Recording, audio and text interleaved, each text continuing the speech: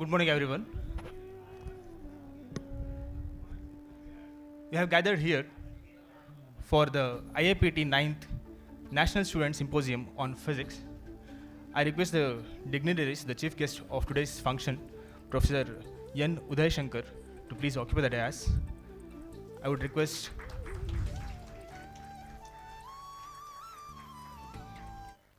in the absentia of the President of National Education Society of Karnataka, Dr.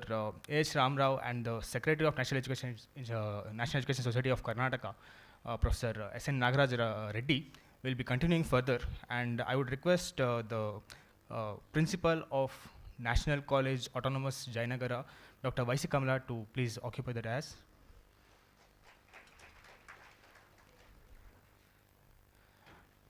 I would also request Dr. P. Nagaraj, convener of NSSP 2022, Vice President of IAPT, to please come on stage. I would request Professor K.S. Sir, K.S. Nagaraj Sir, Director, B. Jagadeesh Science Center, to please occupy the dais.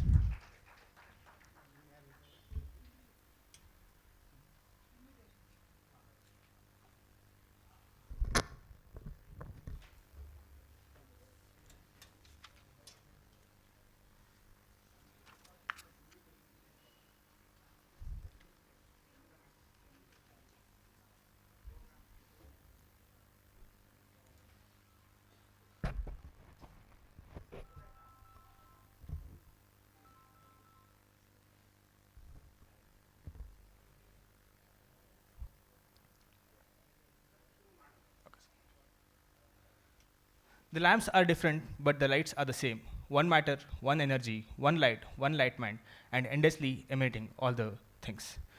As a tradition, we'll first light the lamp, and then I request all the dignitaries on the stage to light the lamp and grace this occasion.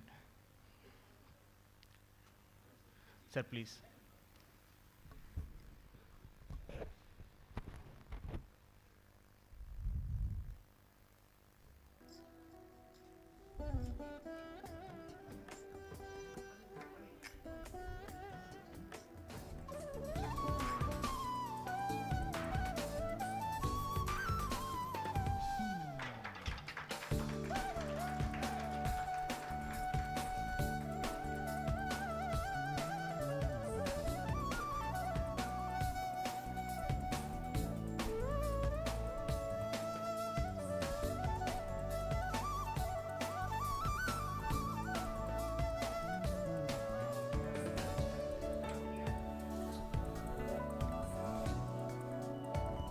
We request one of the students, anyone can come. Yes.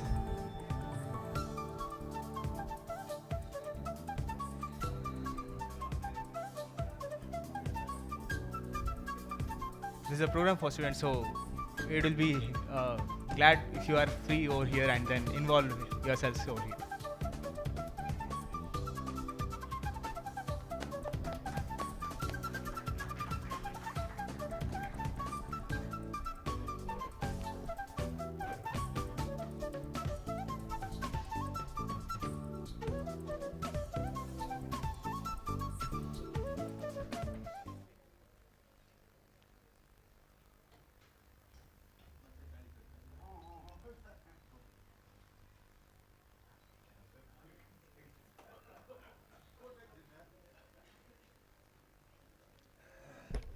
Thank you all.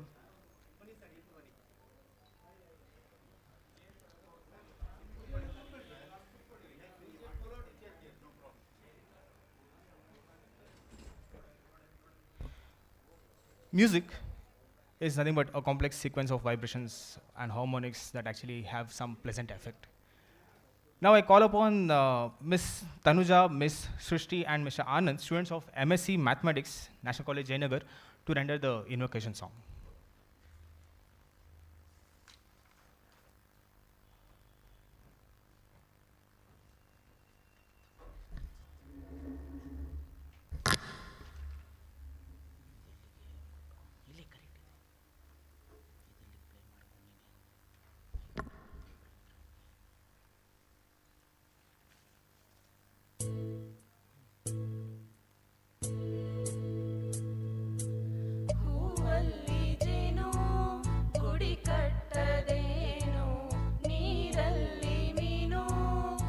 ಅಡಿಮುಟ್ಟದೇನೋ ಆ ದೈವದಾಜ್ಞೆನೇ ಎಲ್ಲಾನು. ಹೇ ಶಾರದೆ ದಯ ಪಾಲಿಸು, ಈ ಬಾಳನು ಬೆಳಗಾಗಿಸು. ಹೇ ಶಾರದೆ ದಯ ಪಾಲಿಸು, ಈ ಬಾಳನು ಬೆಳಗಾಗಿಸು. ನಾಳೆಗಳ ದಾರಿಯಲ್ಲಿ ನಂಬಿಕೆಯ ನೆಲೆಯಾಗಿರಿಸು, ನಡೆಸು. ಕೈ ಹಿಡಿದು ನಾವಾಡೋ ಪದ ಪದದಲ್ಲೂ ಸಂಚರಿಸು.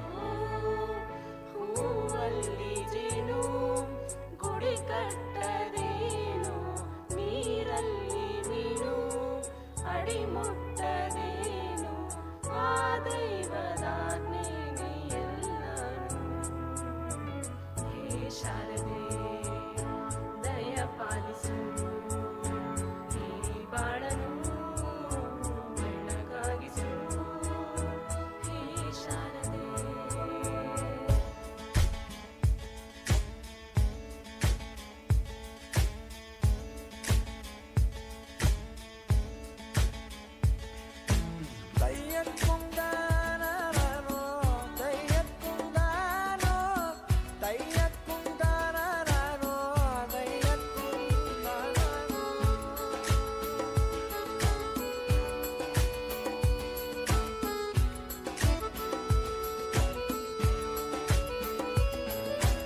ನಾಟ್ಯ ಅನ್ನೋದು ನಾದಾಂತರಂಗ ತಾನೇ, ನಾದ ಅನ್ನೋದು ಭಾವಾಂತರಂಗನೇ. ಶಿಲೆಯಿಂದ ತಾನೇ ಕಲೆಗೆ ಮತಿ, ಕಲೆಯಿಂದ ಶಿಲೆಗೆ ಕುಂಚಾರತಿ. ಪ್ರತಿಯೊಂದರಲ್ಲೂ ಅವನಾಣತಿ, ಒಲವಿಂದ ತಾನೇ ಸುಖ ಸಮ್ಮತಿ. ಈ ಲೋಕವೇ ರಂಗಭೂಮಿ, ತಂತಾನೆ ನಡೆಯುತ್ತೆ ಸ್ವಾಮಿ. ಪಾಲಿಗೆ ಬಂದಂತ ಪಾತ್ರನ ಎಲ್ಲರೂ ಜೀವಂತಿಸಿ. ಹೇ ಶಾರದೆ ದಯ ಪಾಲಿಸು, ಈ ಬಾಳನು ಬೆಳಗಾಗಿಸು. ಹೇ ಶಾರದೆ.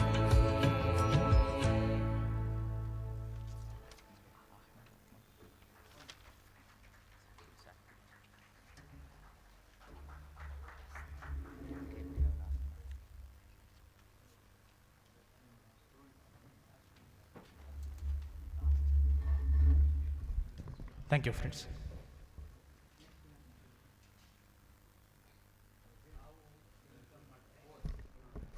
So it's glad that our President Dr. H. Ramarao, President NES of Karnataka, could grace the occasion over here. Now we shall continue the function further. Across the sea of space, the stars are other suns. This is a quote by Carl Sagan. In today's function, in this space, we have gathered. There are so many stars and so many suns with the brightest of the minds, brightest of the ideas, brightest of the guides and the guidance, and brightest of the future. I gladly welcome you all over here. Now I request Dr. A.H. Ramarao, President NES of Karnataka, to welcome the gathering. Thank you.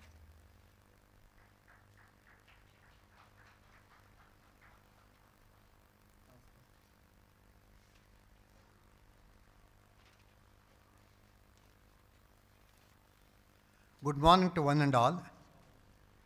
So you're just sitting like, as you are in a classroom, Generally nowadays the classroom, they take up the last benches. I think it's better if you move forward, please get up. Come forward. ಎಲ್ಲ ನಮ್ಮ ಕ್ಲಾಸ್ಗಳಲ್ಲಿ ಹ್ಯಾಗೆ ಕೂತಿರ್ತಿಲ್ಲ ಹಾಗೆ ಕೂತಿದ್ದೀರಾ. ಹೇಳಿ ಪರವಾಗಿಲ್ಲ, ಮೇಲೆ ಮುಂದಕ್ಕೆ ಬನ್ನಿ. Let us see what will happen. Please come forward.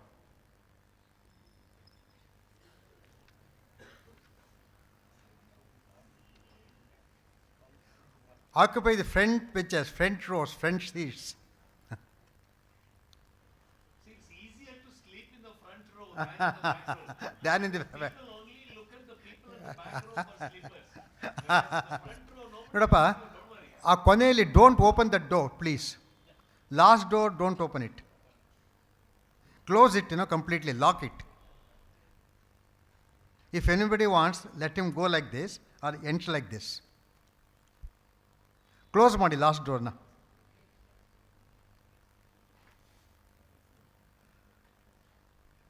So we are extremely happy today. We are here to inaugurate the Indian Association of Physics Teachers Association 9th National Student Symposium on Physics. There's a lot of relation between physics and the National Education Society. Generally, the National Education Society was built by Dr. H. Narasimhaya, who was a professor of physics. And he believed only in physics, nothing else. For him, chemistry is not a subject at all.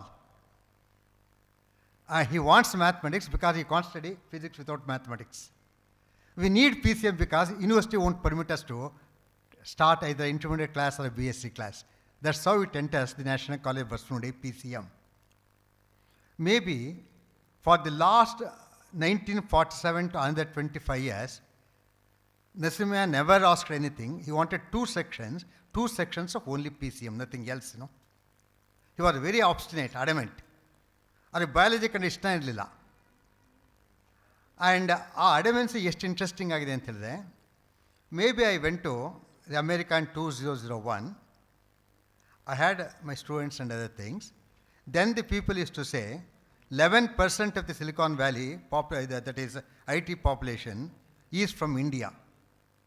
But I can see there, out of that 11%, 50% are from the National College Basnude. Almost you can go and see anywhere you like. And the brand name was built for the National College then, 1947 to 62, 25 years. Afterwards, due to compulsion or due to necessity or due to anything, Narasimhaya also agreed to start biology. For him, commerce was not at all important. He never opened it commerce. So many other subjects. Whether you like it or not, the brand name is only of that 25 years.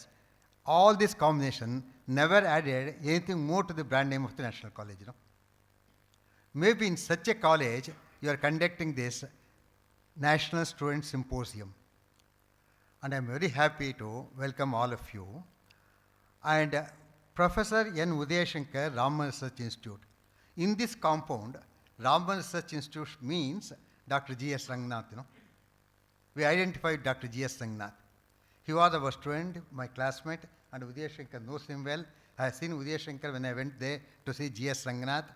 And today, he is here to inaugurate it. Of course, Senior Professor, Department of Astronomy and Astrophysics. Of course, one more name I remember is Dr. C.V. Vishweshwara, who was very giant in that field, And Raman Research Institute here there. And PhD as usual, MSc, and topics of interest: signal processing for radio astronomy, synthesis imaging, control system of radio telescopes, optical interferometer. Again, I can recall one more person in patron recognition from the National College Basnude, that is late R.L. Kashyap, who just passed away a few months back. And he was chairman, Giant Meteorwave Radio Telescope, Time Allocation Committee, NCRA, Pune, a Center for Tata Institute of Fundamental Research. Representative of India in Scientific and Engineering Advisory Committee, Assistant Director General of Astronomical Instrumentation. And he says his interest is directing global 21 cm emission from neutral H atoms from the early universe to study the formation of the first stars and their environment.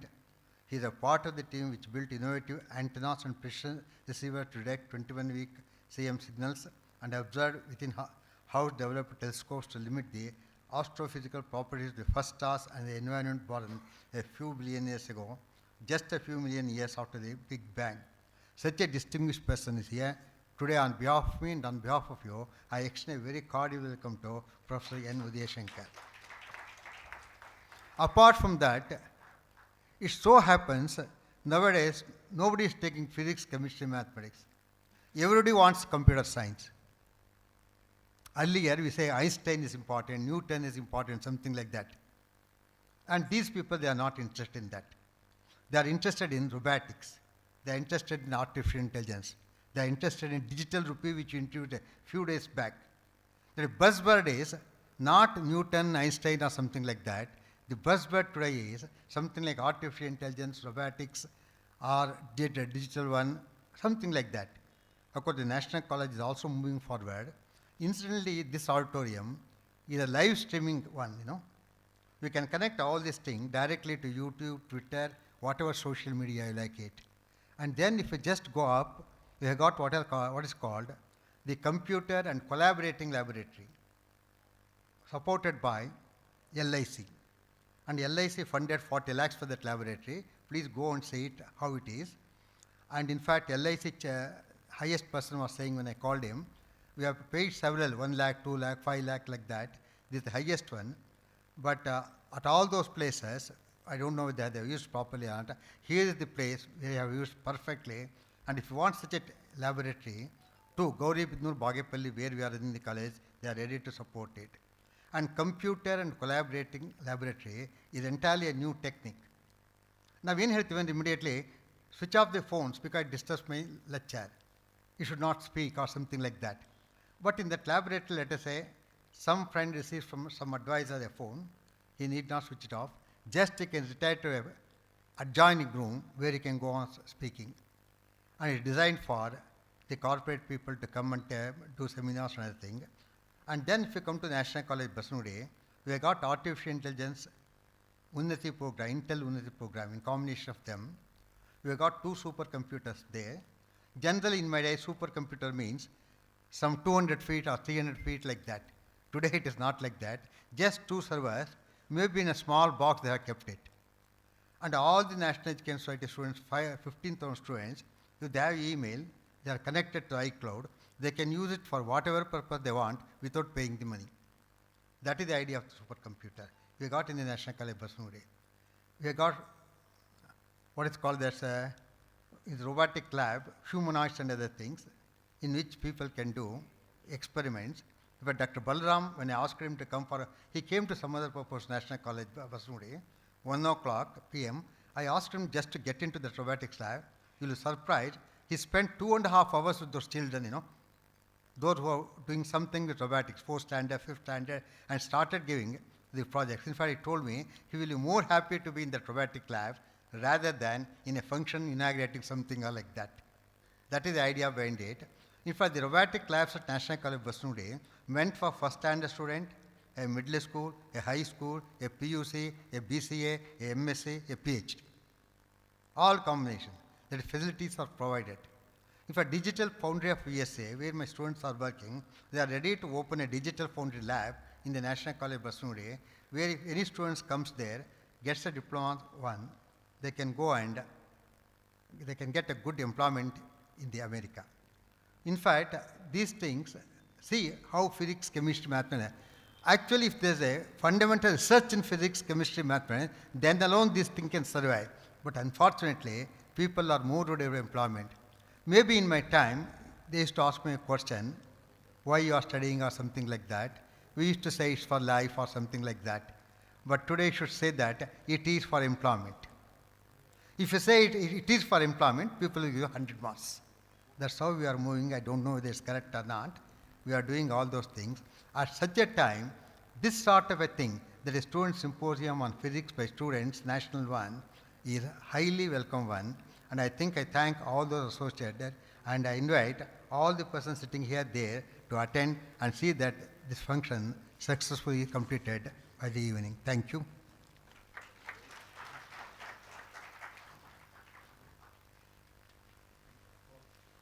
Thank you for the warm welcome, sir.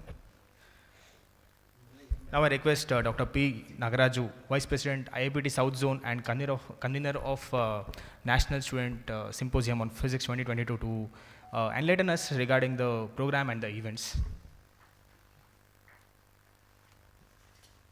ಎಲ್ಲರಿಗೂ ನಮಸ್ಕಾರ ಮತ್ತು ಬಂದಿರುವಂಥ ಎಲ್ಲ ಡೆಲಿಗೇಟ್ಸ್ಗೂ ಶುಭವಾಗಲಿ.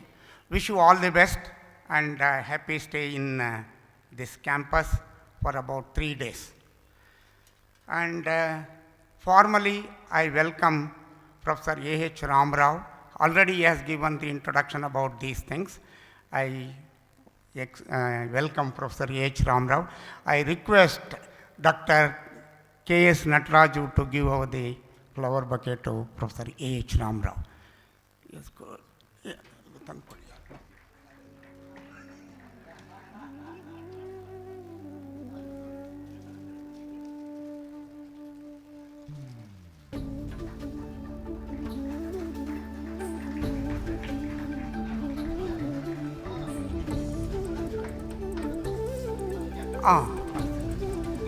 Sir, Professor Uday Shankar.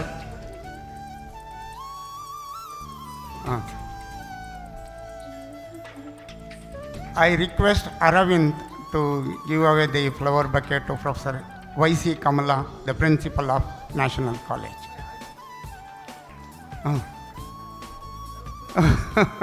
Okay, sir.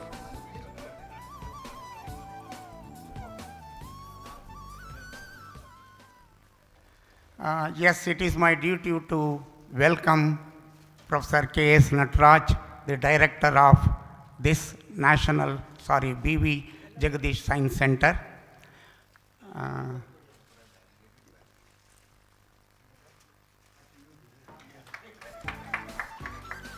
And also Professor Y.C. Kamala, the principal of National College Autonomous, Jayanagar, Bengaluru. And of course, I will fail in my duty if I don't welcome our the guests in the front dais. Professor B.S. Krishnamurthy, who was the dean in Gulbarga University Physics Department, he is here with us.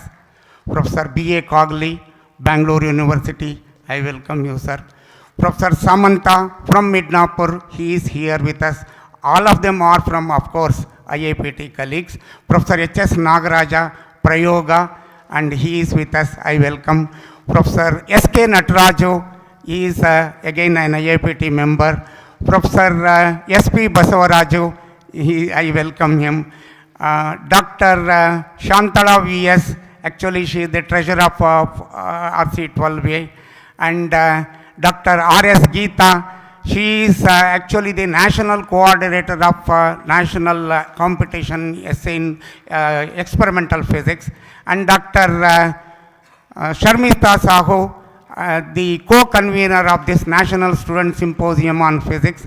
And I welcome Professor G. Venkatesh, the past president and the chief coordinator of IAPT examinations. I welcome Sir Somshekhar sir to this inauguration, sir. And then Professor A.G. Kulkarni, sir, and Professor P.C. Deshmukh and Madam Deshmukh, welcome you, sir and Madam.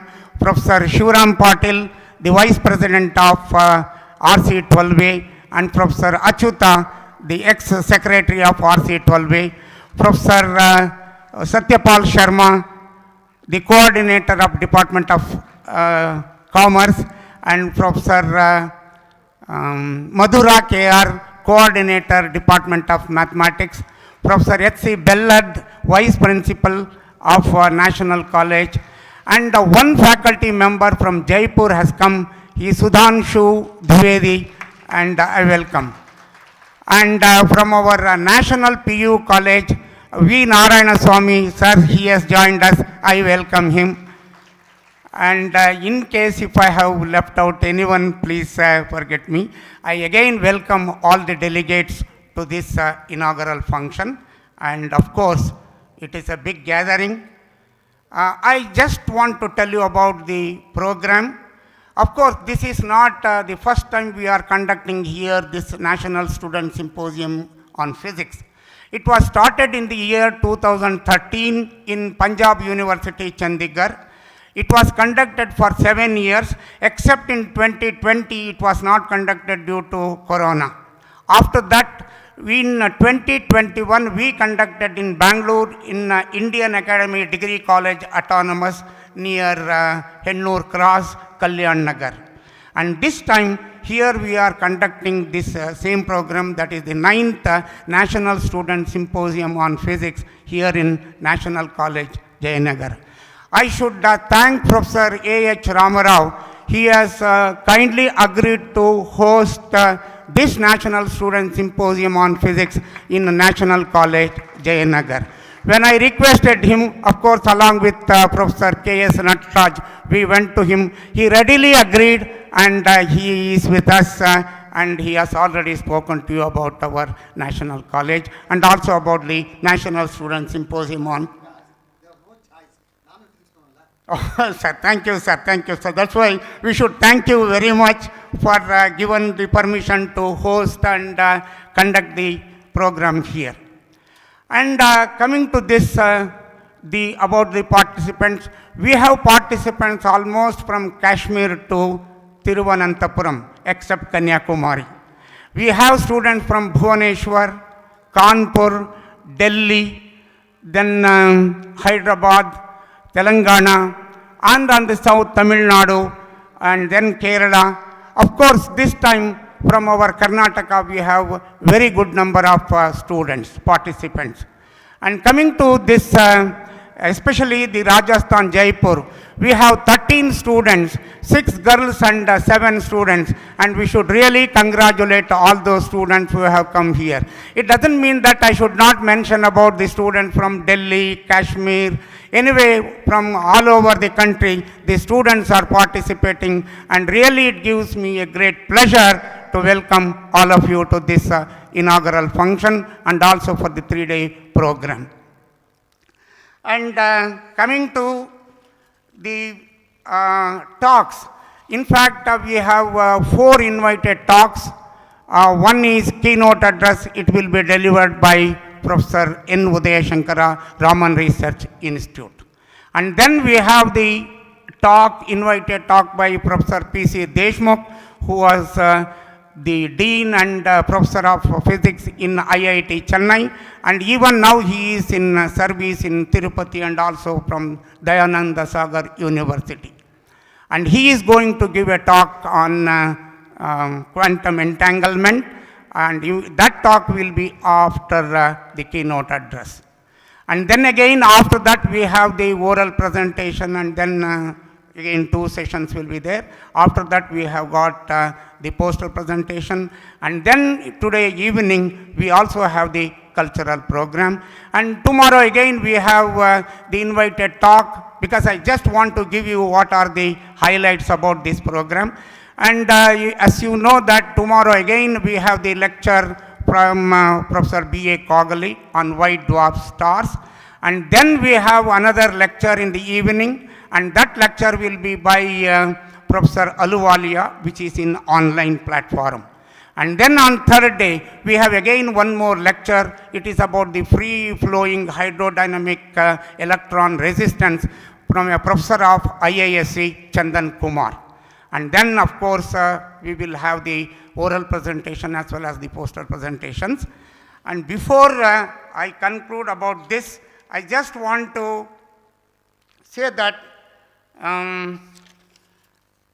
yes, all of you have worked hard toward this National Student Symposium on Physics, and I think I should mention that we have got 26 oral presentations and 26 poster presentations.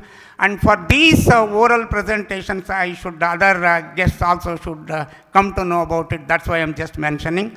We actually give 3 prizes for the oral presentations and 3 prizes for the poster presentations. Of course, the poster presentations will also be oral presentations only. It doesn't mean that the poster presentation means you should stick your poster there and go elsewhere.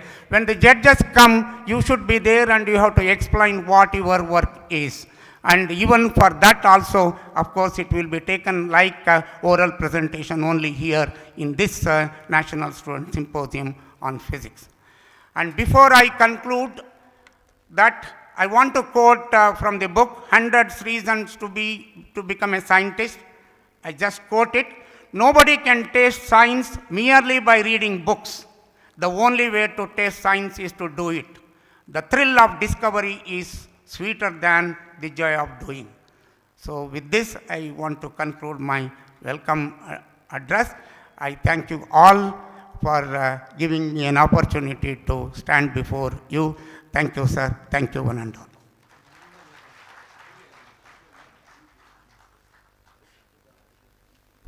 Thank you very much, sir. Thank you for your warm welcome.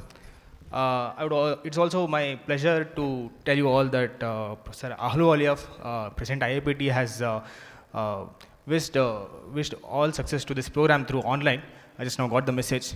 Now we'll go to the next event, release of souvenirs and abstracts book. I request the dignitaries on the dais to kindly release the souvenir and abstracts book, please.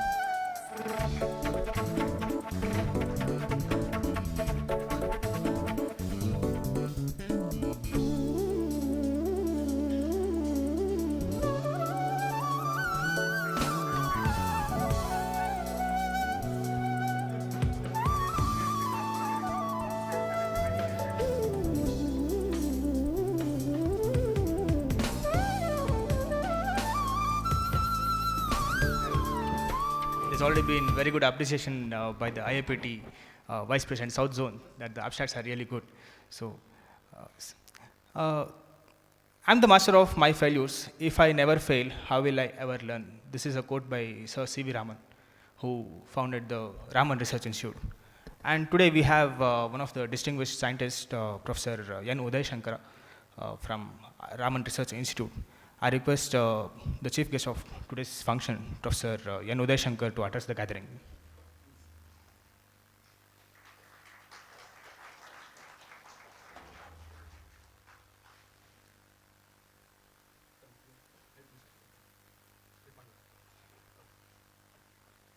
Well, I'm taking off my coat. I'm not coming for any wrestling competition. So, but I had to wrestle because I told Nagaraj that as a person who have worked at Raman Institute for several years, I am not accustomed to giving any talk on a podium and to talk anything else other than physics. So to ask me to present or give anything related to an audience and not talk about physics is very difficult. I actually told Nagaraj, look, please make my talk my presidential thing, then I'm happy. After I agreed, he changed it. So therefore, I had no choice, as Ramarao said. So I said, all right, let me say something. Well, when you come to a president, you are the president, the first thing that comes to your mind is, good, there are students and you are a president, the first thing is to give advices. But then I also always remember Palkhiwala, very, with a lot of respect, who said that there are two kinds of fools. One who give advices and the others who do not take it. So, well, therefore I didn't know what to do. Then I said, all right, let me even try to see whether I can say something which is not in an advisory capacity, but at the same time, hopefully does not sound harsh. Well, then what came to my mind was, it's indeed a great fact that it's Indian Association of Physics Teachers and a National Student Symposium. So therefore, if you just think about, it's the teacher and the student who are the two faces of a coin of the education. Our large part of our lives, starting from the first standard, maybe we are about 5 years, until you graduate, which is about 25 years, you spend in your education. And then you imagine it's the teacher and the student who form the pillar. And to me, they are the two faces of the coin. Without them working in unison, the education won't work. And in that, I just remembered everybody quotes. I was happy to quote something in Kannada, but then Nagaraj said, no, not everybody understands Kannada. Then I said, all right, the only universal language in India which everybody perhaps do not understand is Sanskrit. So I said, I just remembered, Dharmakshetre, Kurukshetre, Samaveta, Yutsavaha, Kimakam Pandavaschaiva, Kimakurvatu Sanjaya. That's the first stanza, that's why I remember. Because we always start reading and you start reading from the first stanza. So all that you remember is the first stanza. It's just like the first chapter in physics is very clear, but by the time you come to the 18th chapter, you wouldn't have even seen it. Because, only I have to answer 4 questions, that is good enough. So, I felt that I read somewhere also, it is the Dharmakshetre, Kurukshetre. These are the 2 important words in this. So, if your life of education has to be good, then these 2 faces of the coin has to work in tremendous unison. That is, a teacher and a student has to work together. They have to work like a team. Even though there are 2 faces of the coin, you have to be in unison. Then I asked, what binds them? To me, teaching or just learning alone does not bind. To me, what is most important binding force, like a bond in a benzene, which keeps moving, of course, is questions. Questions is what binds.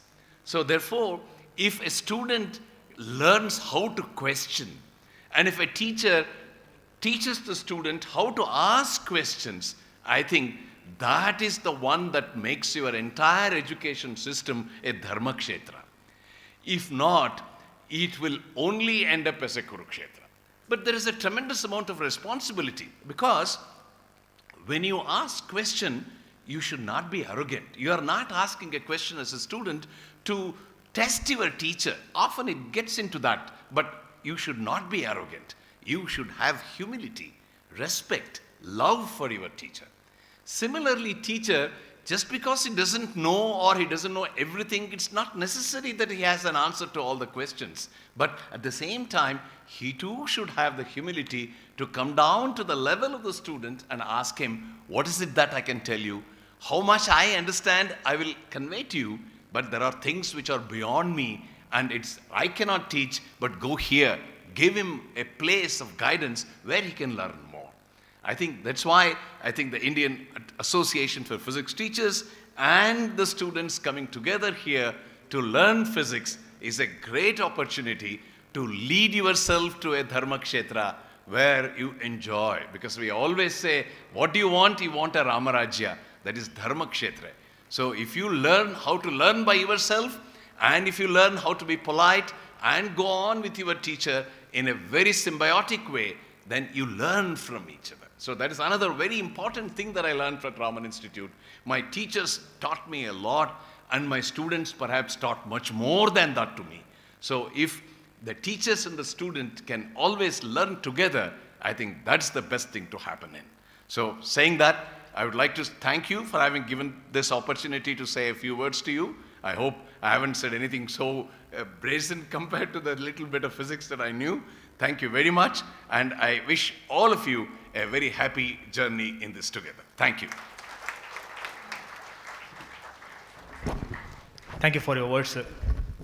Indeed, in National Education Society and most of the colleges of National College, or which are colleges or institutions under National Education Society, under the guidance of Dr.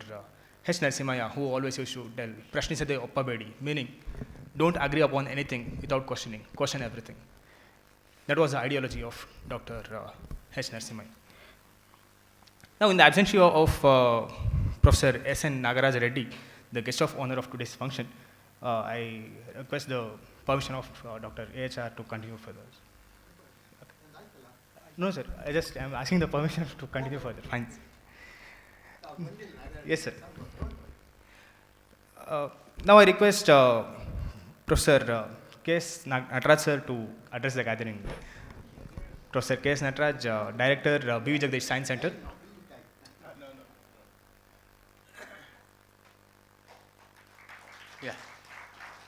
Good morning to everybody here.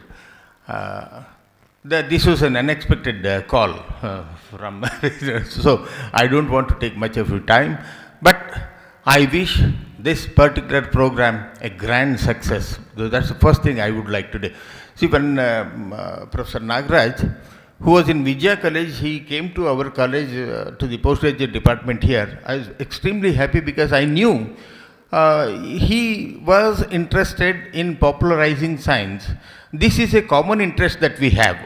So this B.V. Jagadish Science Center has also been doing the same work here, popularizing science, trying to inculcate the scientific attitude in children, in teachers, and in the public alike. So we have been conducting a number of programs. In fact, I take this opportunity to tell you one thing. We have been conducting a program called Science in Action. Science in Action. This will be in collaboration with the Jawaharlal Nehru Planetarium. It will be from January 6th, 7th and 8th. On these 3 days, we are inviting about 150 schools and colleges to visit this program, and we will have a number of exhibits, both working models and then the demo models in various fields of science, physics, chemistry, mathematics, and then we have exhibits from ISRO, exhibits from the Vishwesvaraya Museum, and we have geological models and so on. See, all these will be available here for these 3 days. I don't know whether students from other states would be able to stay back, but they can always watch on YouTube. So others who are here, I welcome every one of you to attend this particular event. Now I thank you all for giving me this opportunity to say a few words. Thank you. Thank you, sir. In the midst of her busy schedule, the principal of National College Autonomous Jayanagar, Dr. Vaisi Kamala, has graced this occasion. I request her to address the gathering. Dr. Vaisi Kamala, Principal, the National College Autonomous Jayanagar.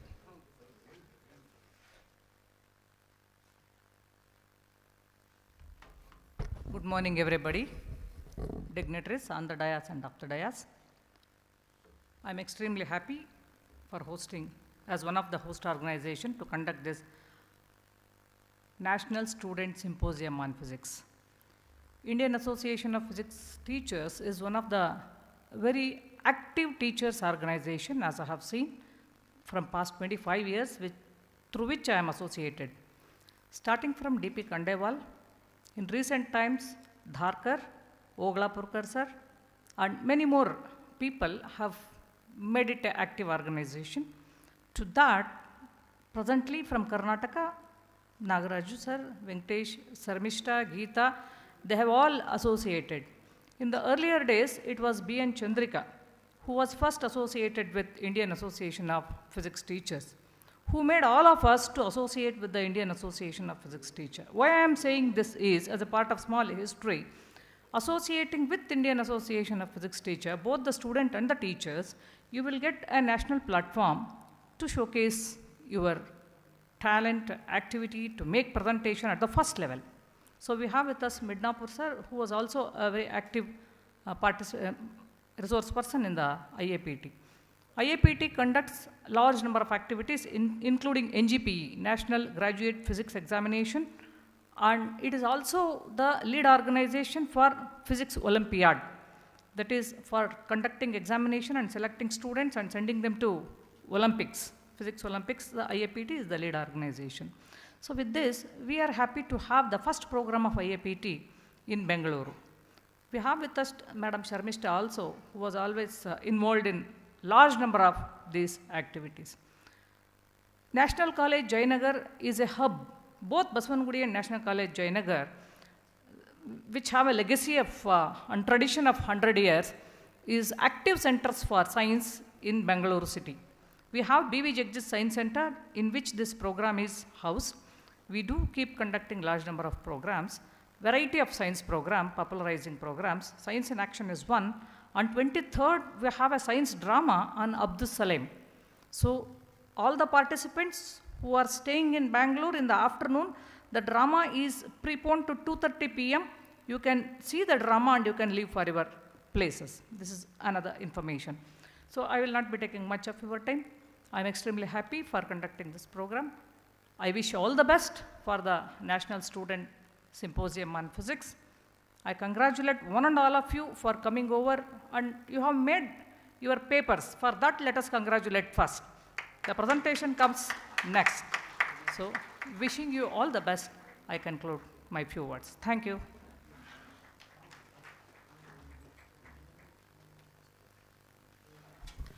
Thank you, ma'am.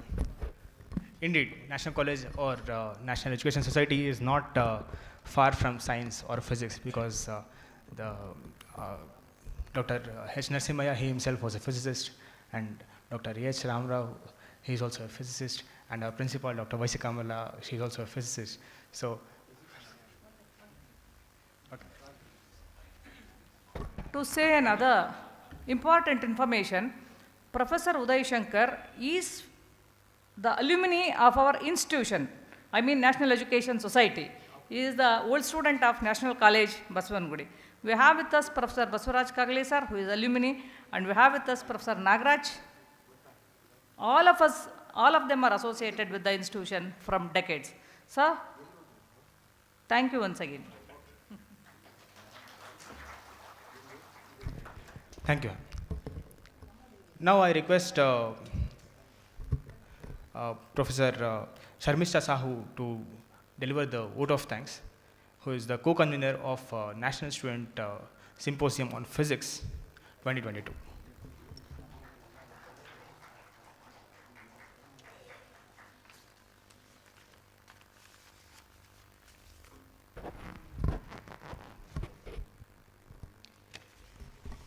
A very good morning to all of you, distinguished dignitaries at the dais, and my dear friends.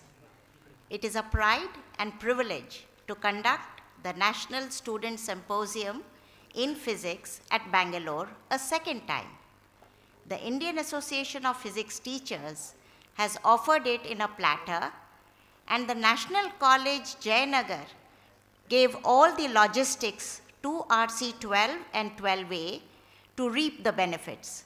And the students got a beautiful opportunity to showcase their research skills, a win-win situation for all. The Vice President South, Dr. P. Nagaraju, willingly took up this arduous task with confidence and involved all like-minded teachers and researchers in this activity. The brochure, banners, invitation, badges were all designed and flyers sent out into institutions far and wide. Initially, the students were shy and reluctant, but gradually they opened up to the idea of paper presentation and graciously are present today. Phone calls, WhatsApp messages, and emails poured in, and soon the students got ready to participate here. At present, we have 100 and odd students. In fact, I understand there are 150 students who have registered from different institutions pan-India. They are interacting and sharing their ideas and skills with others exuberantly. Hundreds of minds have been ignited by this platform for students to open up, and the Indian Association of Physics Teachers especially arranged this for the students. Empowerment of students is the first job of us teachers. This led to a virtuous cycle of growth through self-discovery, self-confidence, leading to professional, social, and personal accomplishments. Dear students, we encourage you to continue in this journey of scientific thinking and creativity. March ahead with the pristine goal. It is my pleasure to deliver the vote of thanks to all who have helped to commence this event with a vision. This occasion will be remembered as a milestone in the history of higher education in India. The very presence, or in fact online presence, he has already sent his message through online. The president of IAPT today, in spite his busy schedule, is the reflection of the importance attached to student seminar. He is listening to all this that is happening and obviously seeing what is happening, though we are not able to see him right now. We are all inspired by his gracious involvement in this national seminar.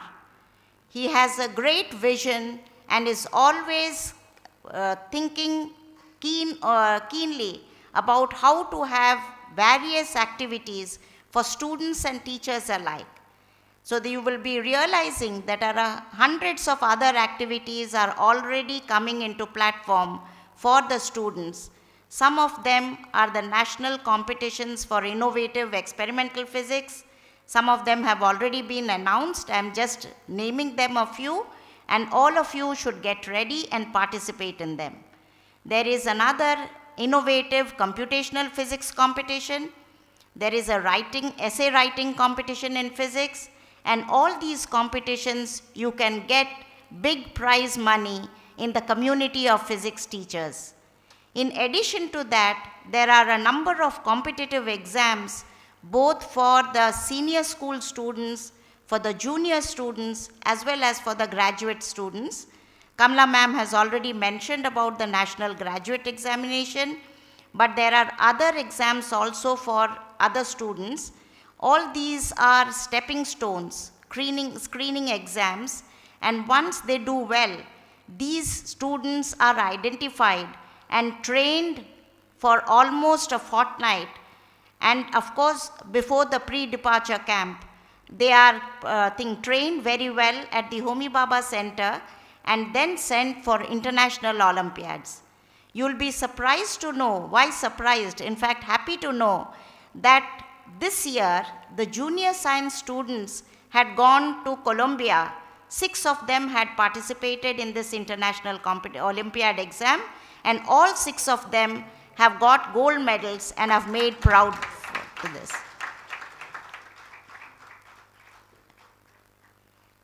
Thank you very much. The BV Center and the director has opened up its arms to accommodate the program, and the National Education Society is behind this all. We are extremely thankful to Dr. A.N. Ramarao, President, and Professor S.N. Nagaraj Reddy, Secretary of the NES Karnataka, for providing this opportunity. The space is vast and inviting for all the participants over here. I'm happy all of you have been accommodated very well in the auditorium, and there are very many other places in and around the college where you will be visiting. Enjoy yourself. The heartful thanks to the entire team at BVJ Science Center, and of course, Professor Abhiram J. and his staff willingly stepped forward to do the academic proceedings and in the best possible way. You will be experiencing the joy very soon. Thank you, sirs and madams, for this wonderful work that you have put in.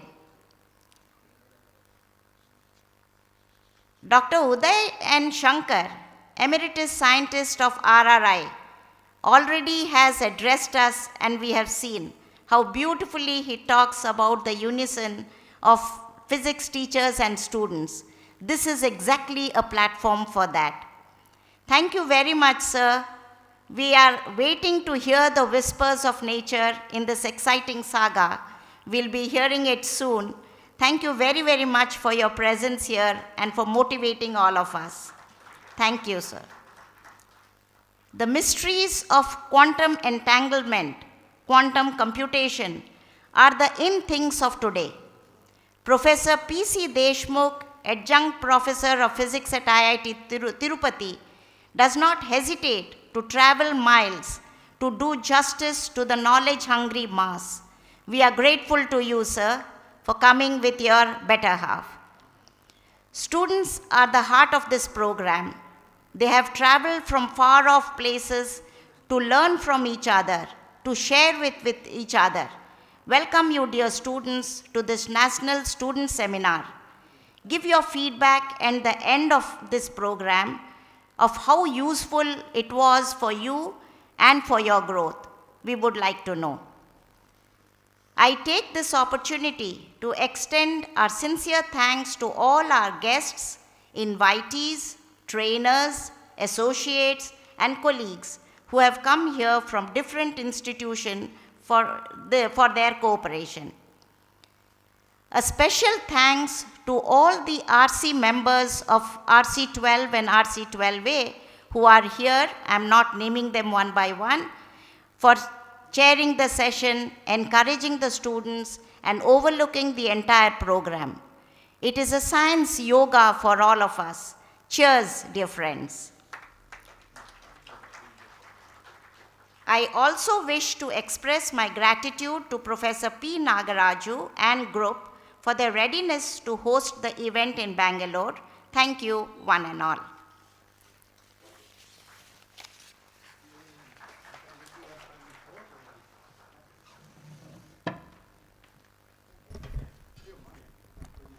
I would like to thank Dr. Samisha Sahu as well for her delivering of vote of thanks in this occasion. As a token of gratitude from IAPT and Department of Postgraduate Studies and Research in Physics, it's a token of gratitude to Dr. A.H. Ramrao and the chief guest of today's function, Professor N. Udaya Shankar.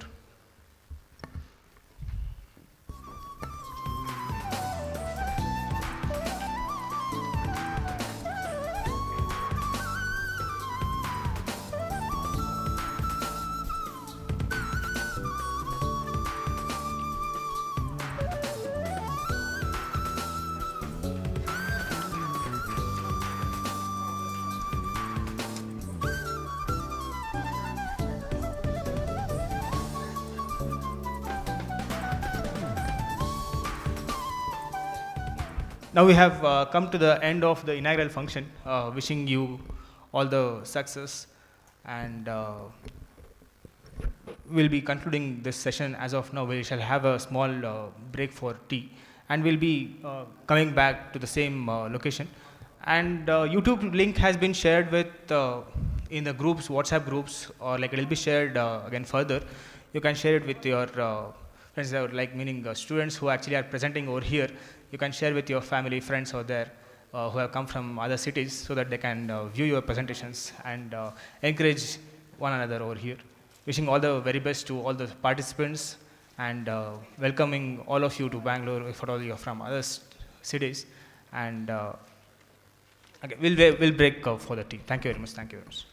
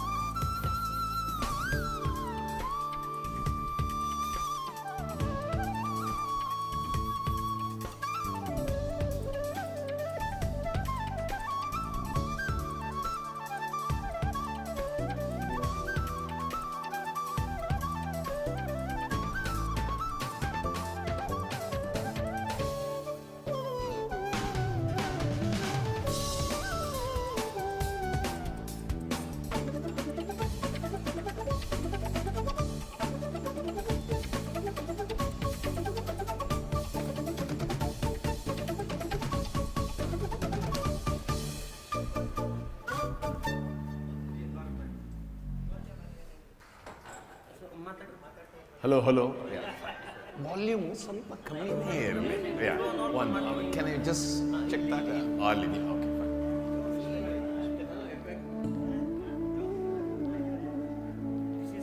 Yeah, no, that's fine.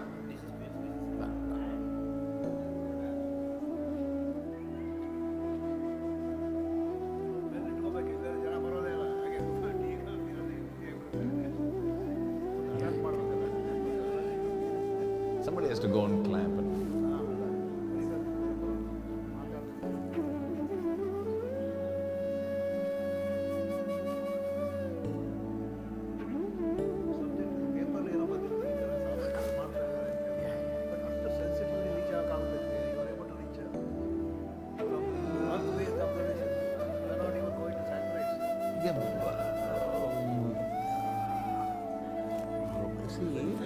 The very honestly, the sensitivity.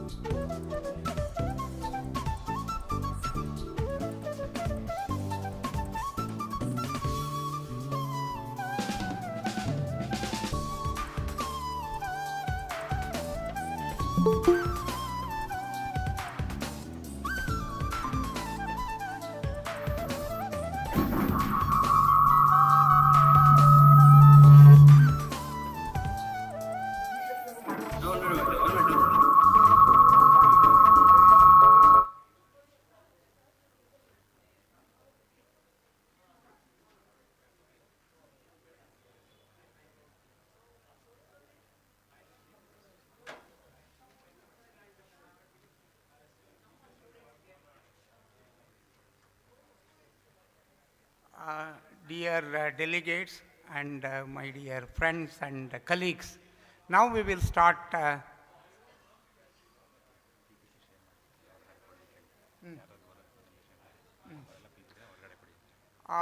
one more announcement here.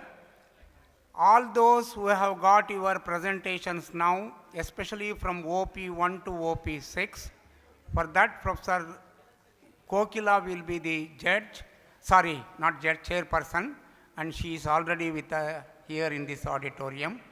And Professor Jagadeesh is also here, and Professor S.M. Kenneth is also here. I welcome them because they have to play a key role in the oral presentation as well as in the poster presentations. And now we will start with the next program, that is the keynote address.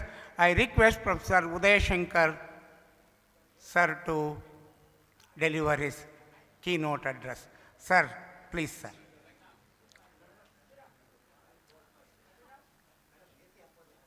And all of you who are presenting, especially OP1 to OP6, I know that OP3, I think he has just arrived, and in place of OP3, OP7. So we will have 6 papers. I am repeating, OP1, OP2, OP3, OP4, OP5, OP6 and OP7.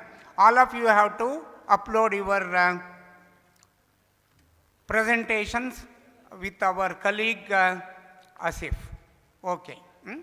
Sir, now sir, I think he is arranging them.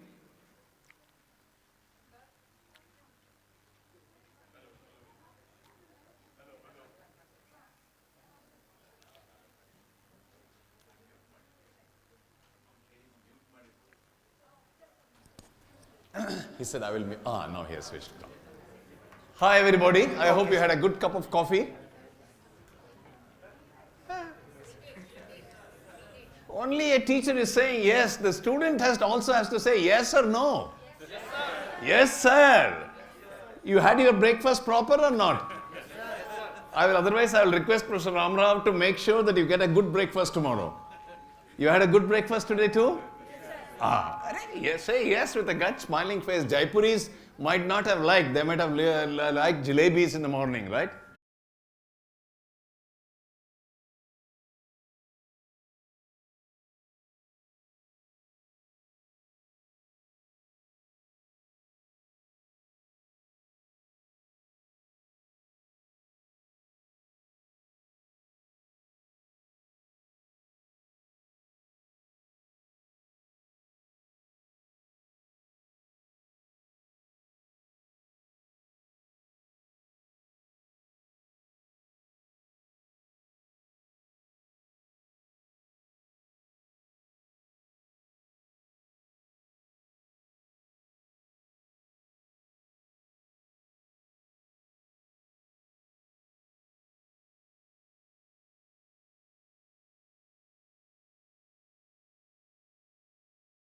Experiment trying to detect the whispers of hydrogen atoms from last 15 years.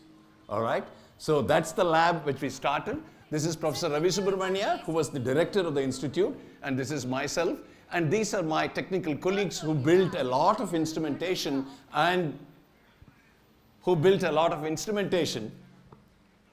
Hi, if you want to say something, you can tell us also, ma'am. We will also learn from you. I told you my philosophy is to learn from you and also. So if you want to talk, I can come and give you the mic. Fine, thank you. If you don't want to have anything to say, it's all right, fine, done. So these are all people, my colleagues in the lab, who built a lot of instrumentation because this involves a lot of instrumentation. So the instrumentation was built by all my colleagues at the Raman Research Institute. Well, the formation of first stars, as you all know, the Big Bang, you have heard of Big Bang. I don't have time to go in details and tell you about it. When the Big Bang happened, the universe was completely ionized. As it expanded and cooled down, it went through several stages of recombination. When it cooled, the ions recombine and to give you the hydrogen atoms. So it's about 400 million years after the Big Bang or so, the first stars were born. By the time the universe was completely neutral, but the luminous radiation that came from the first stars ionized the universe around it and became ionized again. So that was the last of the phase transition that the entire universe underwent, from ionization, then we had atoms, and then once again an ionization, and the entire universe became ionized again. Some amount of it has recombined, but it continues to be an ionized medium. So what we are talking about is when the formation of first stars and galaxies in our universe, which lit up the universe when it was only 1/6 of its current age. The current age of the universe is 13.7 billion years, and we are talking about the first stars which are born only about 400 million years, so it is a distant past. You're looking at the signals which are coming from very early universe and very far from us. In the evolution of the universe, this is known as cosmic dawn, because the dawn is a star rises, and therefore that is the cosmic dawn. And what is the importance of this experiment is, presently no telescope has been able to detect signals coming from the cosmic dawn era, and this has left a gap in our understanding. So when I said, I really meant it in saying that no one has detected. So in a lab experiment, everybody knows what the result is, what the experiment is, what the methodology is. Here we seem to know, yes, there is a signal coming from it, and there is a certain amount of theory and hypothesis as to what it should look like, but for it, no one has detected it. Even today, even after this work by Raman Institute, we have not detected it. I will come to it later. So therefore, it has left a gap in understanding the history of the universe, and that's why this experiment is very important.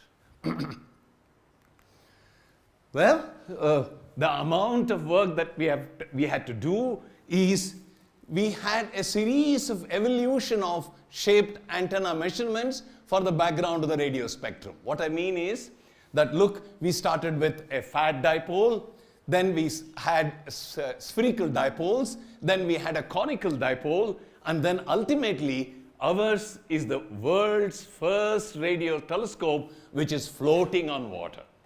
And the most important point of view that I should tell you in all this is, all of you know the formula for the resolution of a telescope. What is that?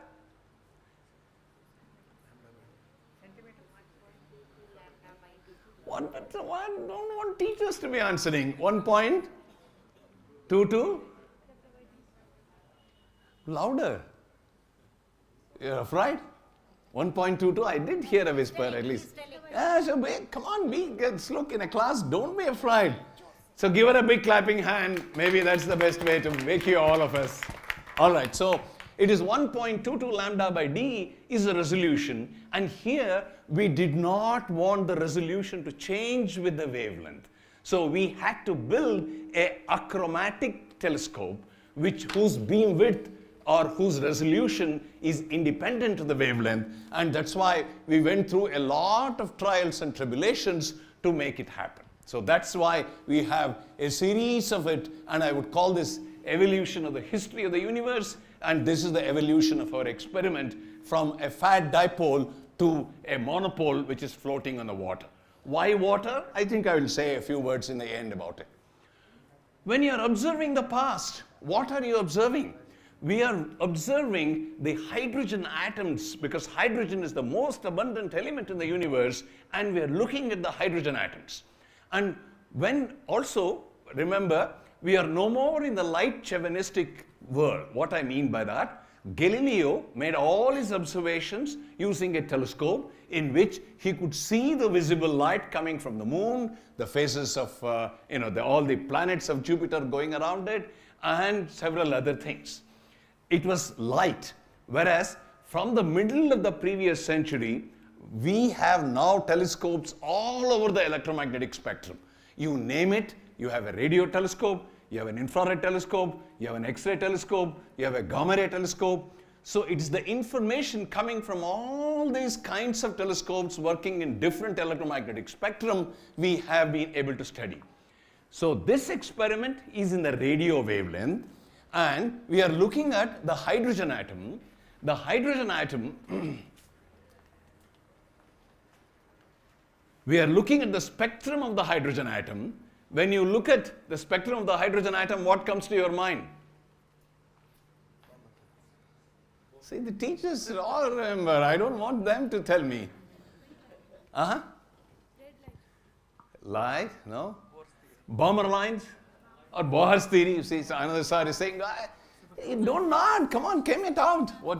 Bomber lines, then? Passion lines, yes, then? Lyman alpha, all kinds of lines, right? So, but what we are talking about is not those lines, but the hydrogen atom in the ground state has a hyperfine structure. There are two magnets, a proton and an electron. Depending on whether they're aligned or unaligned, you have a difference in the energy state, and when the atom transitions from one state to another, it emits radiation at 1.4 gigahertz. And that is called 21 centimeter, and that is very close to the frequencies that you use for your mobile radio communication. So the radio astronomers are using the hydrogen atom in its ground state, emitting 21 centimeter, to study the environment of the first stars which were born. So that's what it is. But then there is another small point which you must know. You know, Hubble said that all the galaxies are moving away from us, and farther away they're moving faster, and therefore you'll find that the hydrogen atoms which are present at the time of the cosmic dawn have a tremendous amount of redshift, and therefore you will find the 1420 megahertz is redshifted to approximately 50 megahertz. So when you are looking at it in the present era, the signal looks as though it is coming from 50 to 200 megahertz. So the 1420 megahertz emitted at different epochs with different redshifts translates itself into a frequency, and that frequency spectrum is what we are trying to measure. That's the most important bottom line of that. More unfortunate thing for the astronomers is that this cosmic signal is in a radio wavelength band used by numerous terrestrial communications equipment like TV, FM radio stations, which makes detecting this extraterrestrial signal extremely difficult. So with this background, what's the main focus of our latest publication? There's a lot more things about our experiment. I will not worry about it. I will tell you in the end, the end of the story. So therefore, what is the most important main focus of our latest publication? Let us just try to get into it, hopefully. When the whole world was looking at it, as I told you, from last 15 years we have been looking at it. Somewhere around 2018, 4 years back, a group of scientists from Arizona State University and MIT, they conducted an experiment, and they said, hey, look, we are seeing an absorption. You know absorption lines? I don't see light in any eyes. Absorption spectra, you haven't read? So which was the first absorption spectra you heard of? Absorption spectra. First time when you heard. Yeah, but why did you see those absorption spectra, you remember? How was helium discovered, you know? Pardon? On sun. Okay, fine. So go back and look at absorption spectra. I have only 20 minutes. I can't go back to it and explain to you now. All right, fine. So they said, hey, look, we are seeing a 78 megahertz an absorption spectra which is 500 millikelvin. The point is, this is the spectra that you see. The hydrogen atoms are emitting sitting 13 billion years before. So the whisper that it amounted, just like when somebody whispers to you in a classroom, it is submerged in the noise of his teacher. So similarly, when the hydrogen atoms are whispering, it is not just the hydrogen atom signal that you receive, but you signal radiation coming from all the galaxies in between. And that galaxy, all that gives you a temperature of 5,000 to 1,000 degrees. And we are talking about detecting here, which is a few millikelvin, and they detected something like 500 millikelvin. And this was a very big rage when they published. And where did they observe it from? Look at that. They pictured this, the radio telescope, a very small radio telescope like ours, as good as ours. There's no doubt about it. It says this is the telescope which they have put it. This was the picture of the radio telescope used to detect that global epoch of reionization signal. The experiment is called EDGES, and it is based in Murchison Radio Astronomy Observatory in Western Australia. And look at its population density, 3 per 1,000 square kilometer. No man's land, really. So no television, no FM stations, no footprints of satellites. That is called a radio quiet zone. And that's the place they went to and observed, all right? So therefore we said, but there are problems. Why did they really, they have announced the result. It must be a great experiment. Yes, there is a great answer to it also, but they had all anomalous features to the climb detection. What are the anomalies? Amplitude of the signal is at least twice the maximum of the amplitude predicted from the standard physics that we understand. See, the theoreticians have made a prediction of what the signal should look like from the standard physics that we know so far and have understood so far. And these are the different possible scenarios that the theoreticians had explained. But this signal was very sharp and was also sharp and twice the predicted. So that's why you see it stands out. No standard model predicts a flattening of the signal. Nobody, see, look at that, all these are broad signals, whereas this is a flattening of the signal and fairly sharp transitions, which were not sort of expected. But unexpected in science and experiments is to be welcomed. There is no doubt about it. And therefore, the moment something unexpected happened, look at the number of publications, 100, 2018, 1 to 150, even today, you have a tremendous number of publications coming on this work. So this discovery created tremendous amount of excitement in astronomy community and beyond. This result was hailed by the Harvard astrophysicist Avi Loeb as worthy of 2 Nobel Prizes, because one for detection, the other for explanation of why the signal is so anomalous.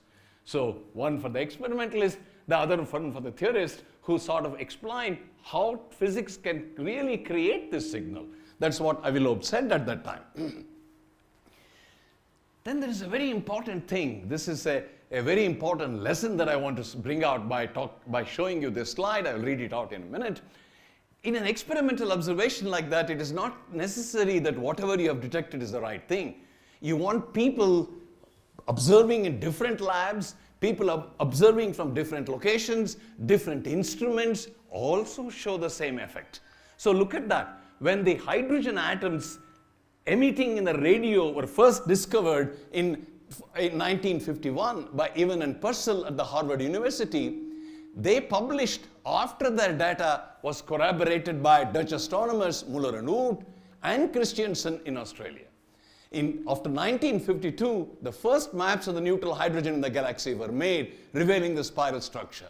So you have Evan and Purcell at Harvard, Dutch astronomers in Europe, and Oort and Christiansen in Australia. So people from different parts of the world, they conducted the experiment independently and showed the hydrogen atom emits in radio waves. So that was the collaboration, and that is the kind of thing that we have to do. And exactly what RRI did. We said, hey, look, here is a great experiment that people have done. We should also conduct the experiment tuned to either proving them right or not being able to find the same thing. So proving them wrong is not a point of view. We have to prove them either right, or we should say, hey, look, we are not able to see it, and that's what we did. And this is what I call the celebration of physics. the experiments in physics takes you to different parts of the world. And we were looking for a Western Australian desert. The equivalent of a desert in India is in Ladakh. So we said, we went to a height of 4,500 meters above the sea level and went to Ladakh, where there are no FM signals, hopefully free from interference, and we took this telescope and carried out the experiments at that. Don't forget, beautiful sky. Oh my God, you must go there and see. The sky is unbelievable in Ladakh. And then you look at that, it's so cold, sub-zero temperatures. You can see me, the oldest man in the team, huddled there, sitting there, waiting for the telescope to be switched on in the night. And then we get up early in the morning to stop it and collect the data and go back. So this is the kind of things that we worked at 4,500 meters.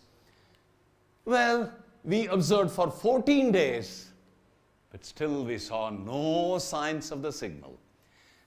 Kagli sir was asking me a question. Did you really reach the sensitivity you wanted? The answer is to that question was interesting, so I'm just quoting my conversation with him. It was not just this sensitivity that mattered. We were able to reach the sensitivity much more easily. But the systematics, that is, when you conduct an experiment at such a fine level, you don't know whether the signal is really coming from the sky or generated within the system, and how do you really distinguish between small things generated by system, generated by the sky, and a host of problems. Then we soon understood that the observations did not yield result because the earth is striated. The ground in Ladakh has several layers. It's a hilly region. And the radio radiation, which were reflected back from different layers, were causing ripples which were similar to the hydrogen atoms which are in the universe. And therefore, we were not able to distinguish and model which is coming from the earth or which is coming from there. And that is the reason we went to the water.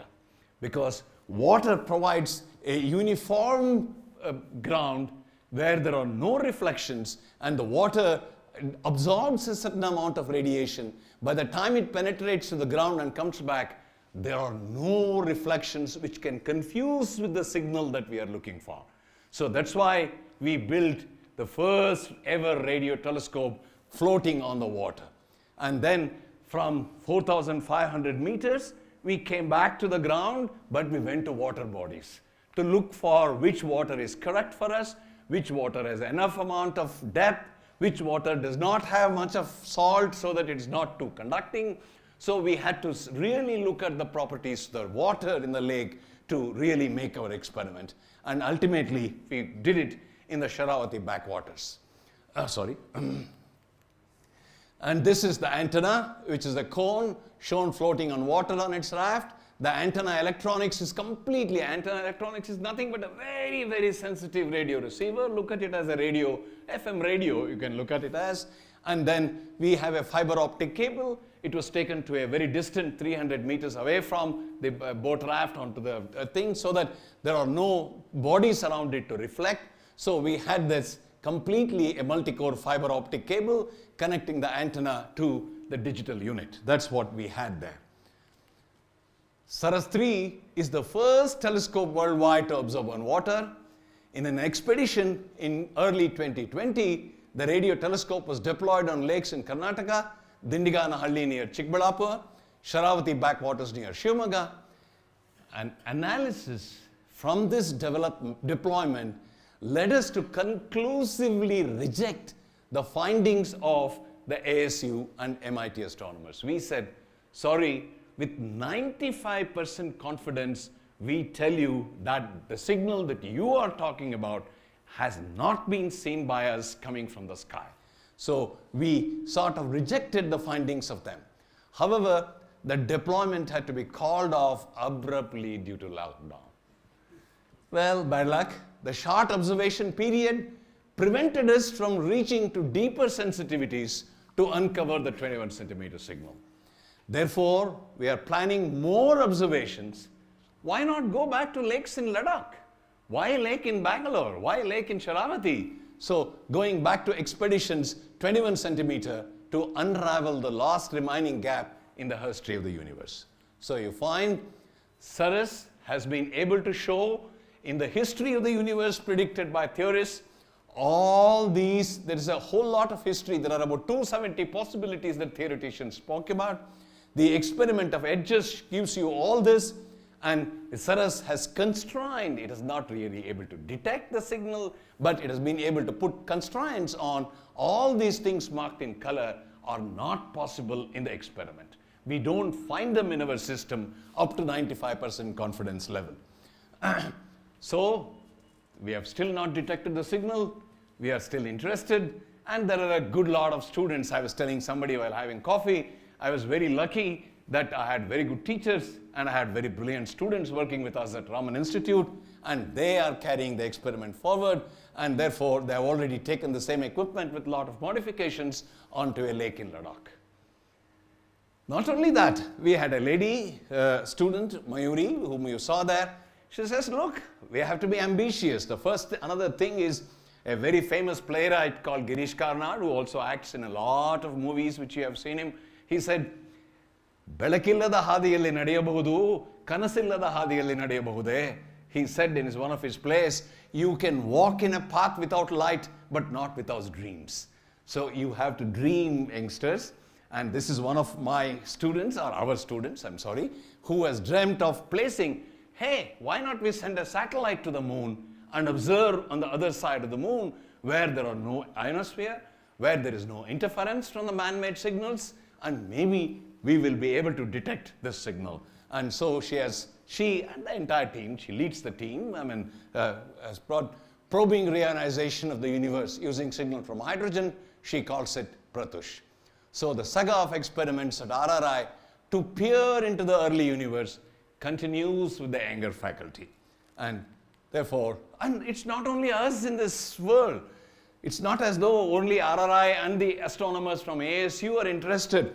There are a whole lot of people who are doing this experiment, and there is a Big Horns in Australia, Edges in Western Australia, this is in America, and these two are also in America, and this is the only telescope floating on water from us.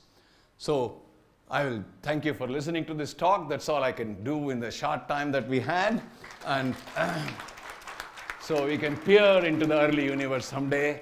Some student of mine will come and give a talk. Yes, we have detected the signal, and yet we'll wait for such a good occasion. Thank you very much.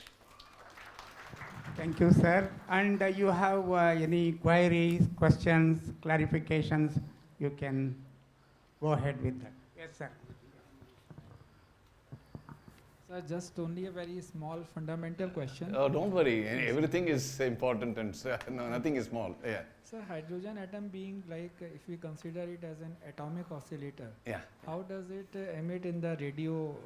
That's what I said. It is a hyperfine structure of the ground state of the hydrogen atom. I think, okay, sorry. Both of them are on, so it is not an amplifier, it's an oscillator. That's okay. Yeah, please. Yeah. Suppose you detect the signal. What do you conclude from that? What information you can? Oh, beautiful question. Unfortunately, I don't have that slide. All right. Okay, I can try to answer it by, can I have this back? No, just correct.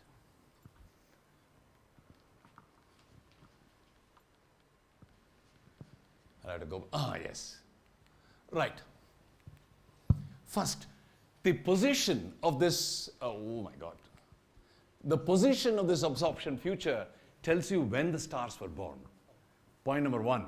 Point number two, this is the place where it is going into absorption.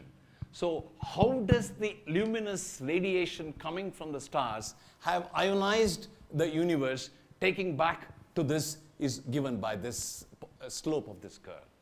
And then all this have now becoming more and more ionized, and therefore we are getting less and less of absorption by the hydrogen atoms because it's the neutral hydrogen atom which emits, and therefore this is going into this.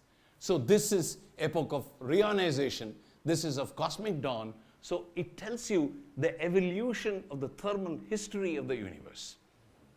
Fine? I mean, yeah, please. I think I should still answer this question. Let me complete it. Is your question like, well, a classic dipole oscillator, Why does it give you a hydrogen atom in the universe? Is that the question, sir? Cogli, can you interpret it for me? Is it a dipole radiation? It does not come from the hyperfine structure. Is it that? 21 centimeter. 21 centimeter it's a perfect classical this thing. It's nothing to do with any. It's a spin flip transition. That's all. Okay, fine. All right. Thank you. All right. I will try it. Your teacher has told me what to look at. Yeah. That's all. That is, the point is, fine. The point is, you have observing the protons and electrons, if they have split, their spins are aligned, or they were aligned, when it goes from there to here, it emits a 21 centimeter radiation. You can go back and read Feynman lectures. In the short time, I may not be explaining to you more than this, but this is nothing but two magnets aligned and two magnets anti-aligned, and the difference in energy levels is 1.4 gigahertz, the energy of a photon that comes out of that, which is in radio. Right? This you have assumed that the universe was born. We will have only 2 questions from those. Can you go still back from your analysis? Sir is asking, when you still go back than 13.7 billion years, the first black body radiation that we observe comes a little bit ahead of the 13.7 billion years, and that is what we see as the cosmic microwave background radiation. I will not go into the details, but I've just mentioned that. And when you come to the Big Bang itself, the formation of the hydrogen atoms, I don't think I have that in the slide, I removed all of them. When were the first atoms formed? When were the helium atoms were formed? When were the hydrogen atoms were formed? Can you really look at this primordial recombination?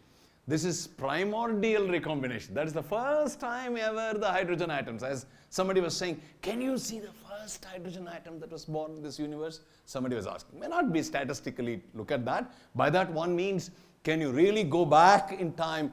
But can you go back beyond zero? Well, I don't know the answer to the question. Let's not get into that regime. Yes, sir. What is the implication of this anisotropy that you see? Anisotropy. In the cosmic microwave background. Yes, yes. You are detecting like 0.02 Kelvin. Correct. That's the kind of resolution you have. But then you get some anisotropy. So what are the interactions? All right. See, any signal, see, cosmic microwave background signal, which is redshifted, is a 3-dimensional signal. Let me just go back to the first slide, if you don't mind me. Just give me 1 minute. I'll just. This is the backward.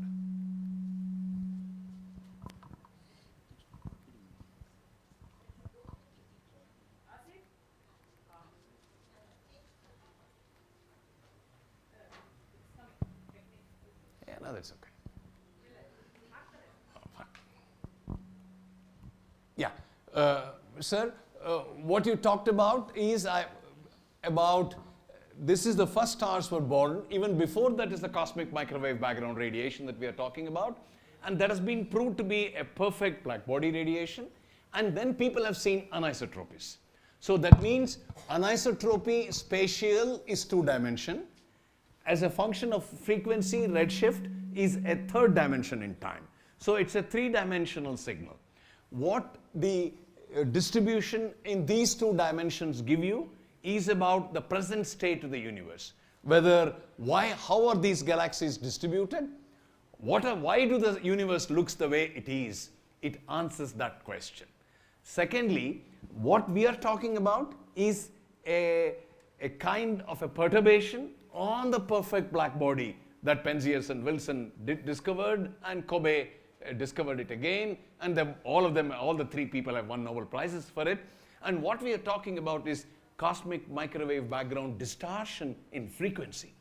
So, I mean, both are important. There is no way in which one is unimportant than. I'm saying this experiment is measuring the distortion in frequency. Yeah, sure. Sir, you mentioned, as we know, the resolution of the telescope is 1.22 lambda by d. You said that you had made it independent of the wavelength. How did you do that?